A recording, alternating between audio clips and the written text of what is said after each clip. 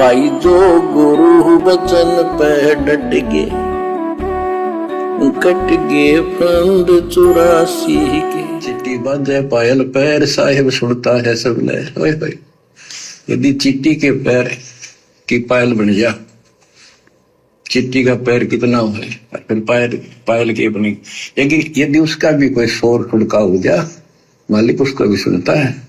बताओ फिर ऐसे समर्थ परमात्मा से जो चींटी के पायल की पैर की आवाज भी सुन सकता है, यानी पहली बात तो परमात्मा कह रहे हैं चींटी का पैर कितना है, और फिर उस पैर में जो पायल बनेगी वो क्या होगी, यानी उसका शोर हो ही नहीं सकता, और उसको भी परमात्मा सुनता है।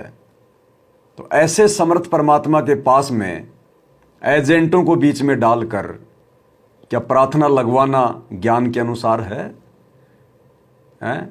कोऑर्डिनेटरों से प्रार्थना लगवा दी, गुरुजी के बेटा बेटियों के माध्यम से प्रार्थना लगवा दी। क्या ऐसे समर्थ परमात्मा के पास में प्रार्थना भेजना उस परमात्मा को एक मानव साबित करना है? प्रार्थना उसके पास भिजवाई जाती है जिसको पता नहीं है। अरे प्रार्थना उसको भिजवाई जाती है जिसको पता नहीं है। तो अपने समर्थ सतगुरु के पास में प्रार्थना भिजवाना किसी अन्य के माध्यम से, यह भी भगत की एक कमजोरी है, क्योंकि ये सत परमात्मा है। हम सत भक्ति कर रहे हैं, हम सतयुग में जी रहे हैं, हम सत भगत हैं परमात्मा के आशीर्वाद से।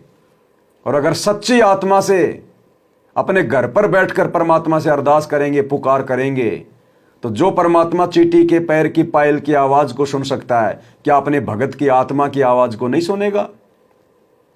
सच्ची नीयत से, सच्चे हृदय से, चाहे पहाड़ पे बैठ के परमात्मा से प्रार्थना कर लो, परमात्मा उसको भी सुन लेगा। मन की बकवाद नहीं सुनेगा, चाहे कितनी प्रार्थना लगवा दो। तो बताओ, भक्ति मार्ग पर प्रार्थना लगाने का सिस्टम है कहां? जब बिन प्रार्थना लगाए परमात्मा सुन सकता है, जान सकता है।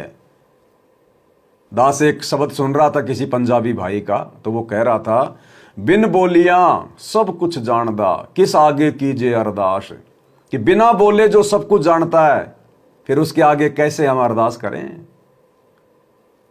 तो जिन भगत भाई बहनों ने अपने गुरुदेव को अंतर्यामी मान लिया, देखो बोलते तो सब हैं, लेकिन एक होता है बोलना, एक होता है हृदय से अंतर्यामी मानना।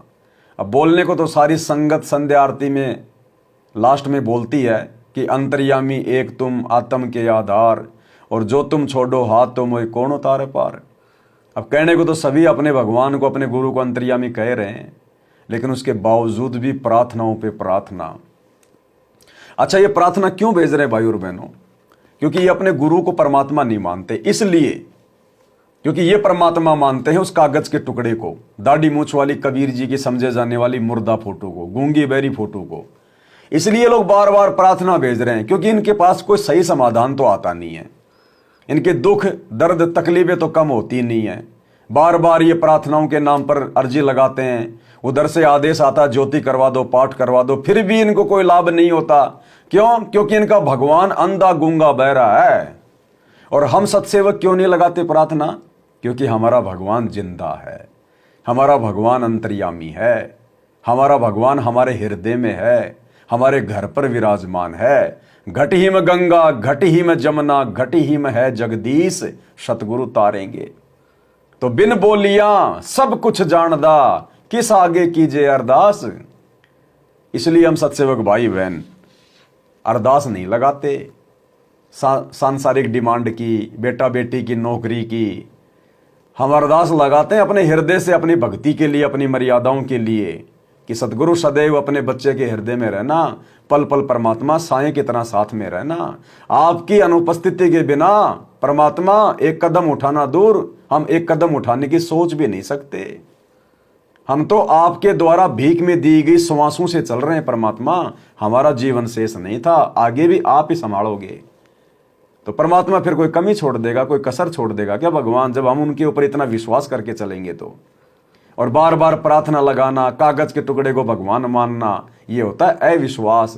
और अविश्वासी आत्माओं की भी परमात्मा सुनता है, ऐसी बात नहीं है। सतगुरु उनकी भी सुनता है, लेकिन उनकी अगर सुनेगा तो उनकी खुद की भक्ति खर्च होगी। अगर उनकी प्रार्थना पे परमात्मा उनको कोई लाभ देगा तो उन भक्तों की भक्ति कमाई से देगा, अपने कोटे से नहीं देगा।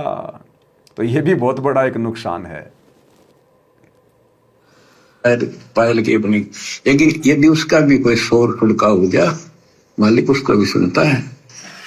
गुमज में बंग ना दीजे के एता शोर क्यों कीजे, चिट्टी बाजे पायल पैर साहिब सुनता है सब लहर। कतेबा पुरस की पढ़िए अरसी अरस को चढ़िए, ऊपर की किताब पढ़ दो सतरों का राह बतावे।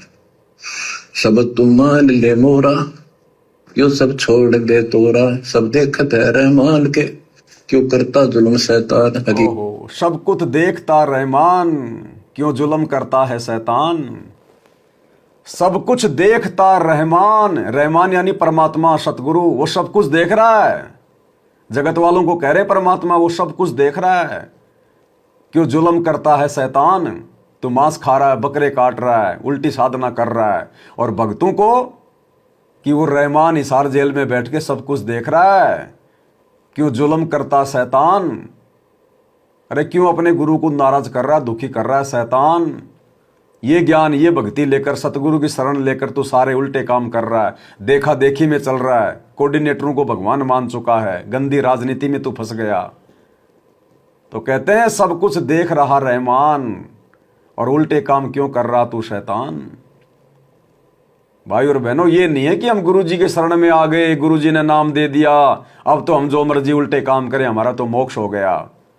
ये नाम और ज्ञान लेने के बाद तो हमने पहले से कहीं ज्यादा संभल के चलना पड़ता है, पहले से कहीं ज्यादा, पहले से कहीं ज्यादा। जो गुरु वचन पे डट गे, कट गे फंद 84 के, कट गे फंद 84 के, कट गे फंद 84 के। भाई जो गुरु वचन पे डट गे, कट गे फंद 84 के, कट गे फंद 84 के, कट गे फंद 84 के।